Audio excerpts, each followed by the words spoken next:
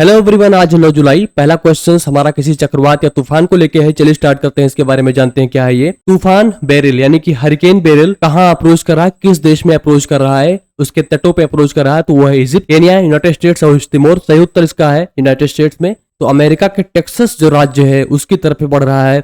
अगर आप कीवर्ड पे ध्यान देंगे तो इसमें हरिकेन शब्द का डिस्कस किया गया है, जबकि अमेरिका में इसको हरिकेन नहीं बोलते, इसको टॉर्नेडो बोलते हैं। लेकिन इसका कारण हरिकेन बोलने का ये है कि ये कैरिबियन के आसपास उत्पन्न हुआ है। जापान में साइक्लोन को बोलते हैं टाइफू। नॉर्दर्न ऑस्ट्रेलिया में यानी उत्तरी ऑस्ट्रेलिया में बोलते हैं विली विलीज। फिलीपींस में बोलते हैं इसको बैग्यू। अमेरिका में इसको बोलते हैं टॉर्नेडो। लेकिन अगर ये कैरिबियन में उत्पन्न होगा तो उसको बोलेंगे हरिकेन। चाइना में इसको बोलते हैं टाइफून और इंडियन ओशियन को बोलते हैं ट्रॉपिकल साइक्लोन। जो हमारे बे ऑफ बंगाल या अरेबियन सी में होते हैं उसको हम ट्रॉपिकल साइक्लोन बोलते हैं। तो इस प्रकार हरिकेन बेरिल अमेरिका की तरफ अप्रोच कर रहा है। ईरान के नए राष्ट्रपति कौन बने हैं? Masoud Pezeshkian, Ebrahim Raisi, Ali Khamenei, none of these. उसका सही उत्तर है मसूद पेजेश्कियान। और इसके बारे में जानते हैं, वो ईरान के 14वें राष्ट्रपति बन गए हैं। इससे पहले वो स्वास्थ्य मंत्री की तरफ कार्यरत थे। हाल ही में चुनाव हुआ ईरान में। इसके पहले इब्राहिम राइसी थे और उनका हेलीकॉप्टर क्रैश में दुर्घटना में उनका निधन हो गया था। ईरान में अगर बात करें तो रामसर नाम की एक जगह, एक शहर है जहाँ पे इंटरनेशनल कॉन्फ्रेंस हुआ था जिसको हम बोलते हैं रामसर कन्वेंशन। और ये बहुत इंपॉर्टेंट है, ये यूपीएससी में खासकर बहुत ज्यादा पूछा जाता है। रामसर कन्वेंशन जिसे वेटलैंड्स कन्वेंशन कहते हैं। वेटलैंड मतलब होता है दलदल वाली भूमि। पूरे विश्व में पूरे दलदल भूमि को आइडेंटिफाई किया जाएगा, उनकी सुरक्षा और उनके बेहतरी के लिए कार्य किया जाएगा, उनको प्रिजर्व किया जाएगा। और वेटलैंड्स हमारे लिए बहुत ज्यादा इंपॉर्टेंट है क्योंकि वेटलैंड्स मिडिल ग्राउंड की तरह काम करते हैं। पानी वाली जगह यानी वाटर बॉडी और ग्राउंड के बीच में बहुत सारे जानवर दलदल भूमि में पाए जाते हैं। ये बाढ़ से हमारी रक्षा करते हैं और दलदल भूमि के बहुत ज्यादा फायदे भी हैं। ये पानी को शुद्ध करने में भी काम आते हैं। भारत में 82 रामसर साइट्स हो गई हैं। अभी हाल ही में 80 थी, 2 बढ़ गई थी, जिसमें बिहार के नागी और नकटी 2 सेंचुरीज हैं, उनको शामिल किया गया। इस प्रकार से पूरे भारत में 82 रामसर साइट्स हो गई हैं। विश्व वेटलैंड दिवस इसी को हाईलाइट करने के लिए मनाया जाता है। ये 2 फरवरी को मनाया जाता है। तो एक बार फिर से मसूद पेजेश्कियान बने हैं ईरान के नए राष्ट्रपति। नेक्स्ट क्वेश्चन की तरफ बढ़ते हैं। 97वीं आसियान विदेश मंत्रियों की मीटिंग कहाँ आयोजित की जाएगी? तो आसियान फॉरेन मिनिस्टर्स की मीटिंग होनी है कैम्बोडिया, लाओस, वियतनाम और सिंगापुर। तो इसका सही उत्तर है लाओस। लाओस में मीटिंग होगी। आइए जानते हैं इसके बारे में। दक्षिण पूर्व एशियाई देशों का संगठन, association of south east Asian Nations, जिसको आसियान बोलते हैं, ये क्षेत्रीय यानी कि रीजनल इंटर गवर्नमेंटल ऑर्गेनाइजेशन है, अंतर सरकारी संगठन है। इसका मतलब है सरकारों के बीच में आपसी तरीके से कार्य किया जाता है। ये 8 अगस्त 1967 बैंकॉक में थाईलैंड में इसको स्थापित किया गया था। लेकिन इसका जो मुख्यालय है वो है जकार्ता, इंडोनेशिया। इसमें 10 सदस्य देश हैं, मतलब सारे आसियान के मेंबर्स हो गए। Brunei, Cambodia, Indonesia, Laos, Malaysia, Myanmar, Philippines, Singapore, Thailand और वियतनाम। तो ये सारे देश हैं। इनके फॉरेन मिनिस्टर्स की मीटिंग होगी लाओस में। आरबीआई ने हाल ही में किस सार्वजनिक क्षेत्र के बैंक पर जुर्माना लगा दिया गया है? State bank of India, Punjab national bank, bank of Baroda, Canara bank.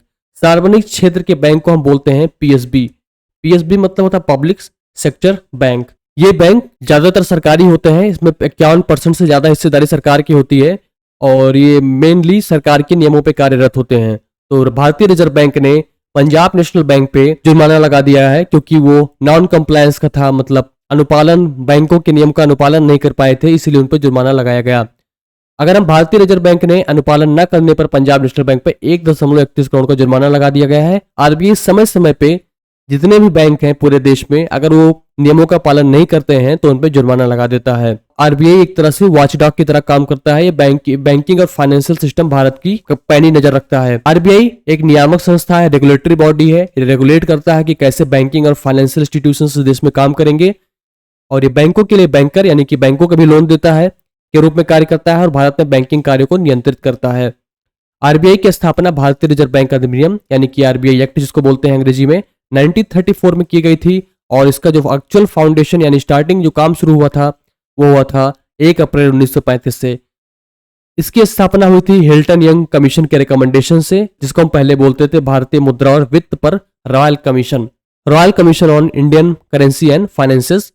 और 1949 में आरबीआई का राष्ट्रीयकरण कर दिया गया था, नेशनलाइजेशन कर दिया गया था और ये वित्त मंत्रालय भारत सरकार के अधीन तब से काम करना शुरू कर दिया। आरबीआई के जो पहले गवर्नर थे वो ऑस्ट्रेलियाई नागरिक थे और वो थे सर ऑसबोर्न आर्केल स्मिथ, जिसको सिर्फ ऑसबोर्न स्मिथ भी बोल सकते हैं। सर सीडी देशमुख गवर्नर का पद संभालने वाले पहले भारतीय गवर्नर बने थे। अगला क्वेश्चन चलिए शुरू करते हैं इसके बारे में। भारतीय नौवहन रजिस्टर IRS ने हाल ही में समुद्री सुरक्षा को आगे बढ़ाने के लिए किस संस्थान के साथ एक समझौते के ज्ञापन पर हस्ताक्षर किए हैं? तो ये उत्तर है आईआईटी बॉम्बे।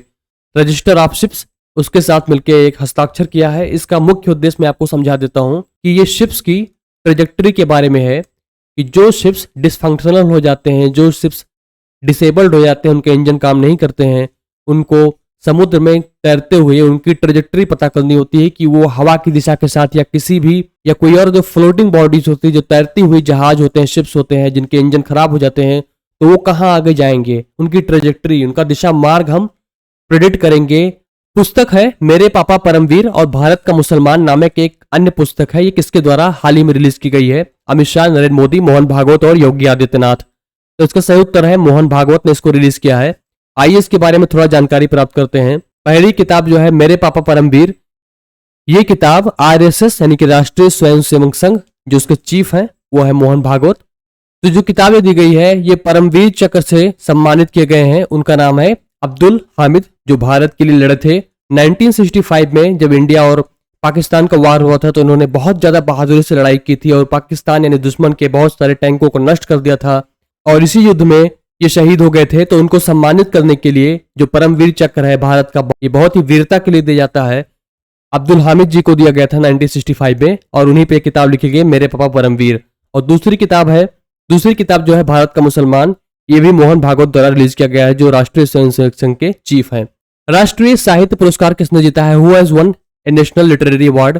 अगर इसके पूरे क्वेश्चंस की बात करें तो उसका जो पूरा नाम है वो है doctor C Narayana Reddy national literary award. तो इसका सही उत्तर है शिवा शंकरी। शिवा शंकरी एक तमिल राइटर हैं और इनको यह अवार्ड दिया गया है और इस अवार्ड का पूरा नाम है doctor C Narayana Reddy national literary award. Shiva Shankari ने तमिल लिटरेचर में बहुत ज्यादा काम किया है और उनको ऑलरेडी ही प्रेस्टिजियस अवार्ड मिल चुका है जिसको बोलते हैं सरस्वती सम्मान अवार्ड। ये अवार्ड इंडिया का सबसे बड़ा हाईएस्ट लिटरेरी अवार्ड है, यानी कि साहित्य का सबसे बड़ा पुरस्कार है। ये उनको पहले ही मिल चुका है। राष्ट्रीय बाल अधिकार संरक्षण आयोग यानी कि NCPCR national commission for protection of child rights ने अभ्रक के खदानों को बाल श्रम मुक्त घोषित कर दिया है। बाल श्रम मतलब होता है जो बच्चे 14 साल से कम उम्र के हैं, 14 ईयर्स से कम एज के हैं और वो काम कर रहे हैं फैक्ट्रियों में, खदानों में, दुकानों में, तो उनको हम बाल श्रम कहते हैं। और अगर इन खदानों को बाल श्रम मुक्त घोषित कर दिया गया है तो वो किस राज्य के हैं? तो वो है झारखंड के। झारखंड में माइका यानी कि अभ्रक के जो खाने हैं वहां पे बाल श्रम पूर्णतया समाप्त हो गया है और इस चीज को सर्टिफाई किया है एनसीपीसीआर ने। राष्ट्रीय बाल अधिकार संरक्षण आयोग यानी कि एनसीपीसीआर भारत में एक स्टैट्यूटरी बॉडी है। स्टैट्यूटरी बॉडी उस बॉडी को कहते हैं जब पार्लियामेंट में लॉ बनाते हैं और उसको पास करा लेते हैं और जो संस्था या जो नियम पास होते हैं उसी को हम स्टैट्यूटरी बॉडी कहते हैं। एनसीपीसीआर महिला एवं बाल विकास मंत्रालय यानी कि ministry of women and child development, इसके भारत सरकार के अंडर में काम करता है। 2007 से इसने अपना कार्य शुरू कर दिया था। इसका प्राथमिक उद्देश्य है कि देश में बच्चों के अधिकारों यानी कि चाइल्ड राइट्स में और बच्चों के वेलबींग यानी कि कल्याण की रक्षा करना, उन्हें बढ़ावा देना है। आयोग नीतियां बनाने और जो लेजिस्लेशन यानी कानून बनाने पर सलाह देता है ताकि बाल अधिकारों की सुरक्षा की जा सके और बहुत महत्वपूर्ण भूमिका निभाता है। एक इंपॉर्टेंट चीज आप और जान लें कि कोडरमा और गिरिडीह ये 2 डिस्ट्रिक्ट हैं झारखंड में और इनको यहाँ पे माइका यानी कि अभ्रक बहुत ज्यादा पाया जाता था। इनको हम बोलते थे माइका कैपिटल ऑफ इंडिया। ये अभ्रक की राजधानी बोले जाते थे ये दोनों जिले, या उसको और भी कहते थे अभ्रक नगरी। माइका कैपिटल ऑफ इंडिया और अभ्रक नगरी बोलते थे। और इस समय जो चीफ है एनसीपीसीआर के प्रियंक कानूनगो, इसको याद रखें तो ये इंपॉर्टेंट है। ब्रिटेन की पहली महिला वित्त मंत्री कौन बनी है? First ever female finance minister of Britain, तो ये बनी है राचल रीव्स। राचल रीव्स जैसा कि पता है कि हाल ही में लेबर पार्टी के जो थे कायरी स्टारमर, उन्होंने चुनाव जीत लिया था ऋषि सुनक को हरा के। वो लेबर पार्टी के प्राइम मिनिस्टर बने हैं यूके में और उनके जो रेचल रीव्स बनी है वो फर्स्ट फीमेल फाइनेंस मिनिस्टर बनी है ब्रिटेन की। ये है यूके का संसद जिसको हम बोलते हैं वेस्टमिंस्टर। जैसे अपने यहाँ भारत में संसद भवन बोलते हैं उसको वेस्टमिंस्टर बोलते हैं। और यूके के बारे में एक और जान लें कि यहाँ पे कोई रिटन कॉन्स्टिट्यूशन नहीं है, कोई लिखी किताब नहीं कॉन्स्टिट्यूशन की जैसा कि भारत में है। हाल ही में किन राज्यों ने अंतरराज्यीय नदी जोड़ने की परियोजना शुरू की है? माने इसका मतलब है कि 2 स्टेट्स के बीच में नदी परियोजना जोड़ी जाएगी। तो कौन कौन से राज्य हैं? तो उसका सही उत्तर है मध्य प्रदेश और राजस्थान। ये दोनों राज्य आपस में मिलकर inter state river linking project पे काम करना शुरू करेंगे। इस परियोजना की लागत जो आएगी वो आएगी 72,000 करोड़ ये दोनों राज्य आपस में काम करेंगे और इसमें जो नदियां जो जोड़ी जाएंगी वो हैं पार्वती, काली सिंध और चंबल। इसकी वजह से, इसके इंटरलिंकिंग की वजह से इरिगेशन दोनों राज्यों में बेहतर तरीके से हो पाएगा, पानी की बर्बादी को रोका जा सकता है और साथ साथ राजस्थान में जो पानी की दिक्कतें हैं, किल्लत है, उसको दूर किया जाएगा। ड्रिंकिंग वाटर प्रोवाइड किया जाएगा राजस्थान के समीपवर्ती जिलों में। मध्य प्रदेश के जो चीफ मिनिस्टर हैं वो हैं मोहन यादव और राजस्थान के जो चीफ मिनिस्टर हैं वो हैं भजन लाल शर्मा। हाल ही में कौन सा देश शंघाई सहयोग संगठन में 10वें सदस्य के रूप में शामिल हुआ है? इजिप्ट, कजाकिस्तान, मोरक्को और बेलारूस। तो ये है बेलारूस। बेलारूस 10वां मेंबर बना है एससीओ समिट का। आइए इसके बारे में जानते हैं। शंघाई सहयोग संगठन कजाकिस्तान के अस्ताना में हुआ था। अस्ताना शहर है, वहां पे हुआ था, उसकी राजधानी है। इसमें कुछ 9 सदस्य थे अब तक। भारत, ईरान, कजाकिस्तान, चीन, किर्गिस्तान, पाकिस्तान, रूस, तजाकिस्तान और उज्बेकिस्तान। अब इसमें 10 सदस्य हो चुके हैं बेलारूस के जुड़ने के बाद से। इसका जो पहले नाम था उसका नाम था शंघाई 5 और बाद में जब इसका पूरा नाम बना था शंघाई कोऑपरेशन ऑर्गेनाइजेशन तो इसका 2001 में पूरा गठन हुआ था। इसका ऑफिशियल नाम एससीओ की तरह से। इसका मुख्यालय है बीजिंग, चाइना और 2025 का जो अगला शिखर सम्मेलन वो चीन में ही होगा। 2017 में भारत और पाकिस्तान ने इस सदस्य में हिस्सेदारी की थी और बेलारूस अभी हाल ही में नया हिस्सेदार बना है। बेलारूस और इंडिया ने हाल ही में पहली बार एक आपसी डायलॉग हेल्ड किया है, काउंसुलर डायलॉग हेल्ड किया है और ये दोनों देशों के बीच में पहला डायलॉग है जो मिन्स्क शहर है वहां पे आयोजित किया गया था। ये अगला क्वेश्चन देख पा रहे होंगे, ये ऑस्ट्रिच शुतुरमुर्ग दिख रहा है आपके सामने। चलिए इसके बारे में स्टडी करते हैं। पुरातत्ववादियों ने किस राज्य में 41,000 साल पुराना शुतुरमुर्ग के घोंसले का पता लगाया है? तो ये राज्य है आंध्र प्रदेश। आंध्र प्रदेश में ऑस्ट्रिच का एक नेस्ट पाया गया है जो सबसे पुराना है, यानी कि 41,000 साल पुराना है। तो ये हमारा राज्य है आंध्र प्रदेश। ब्रिटिश ग्रां प्री में किसने जीता है? हाल ही में हुआ था, ये रेसिंग कंपटीशन है तो इसको जीता था लेविस हैमिल्टन ने। इसको जीता है लेविस हैमिल्टन ने।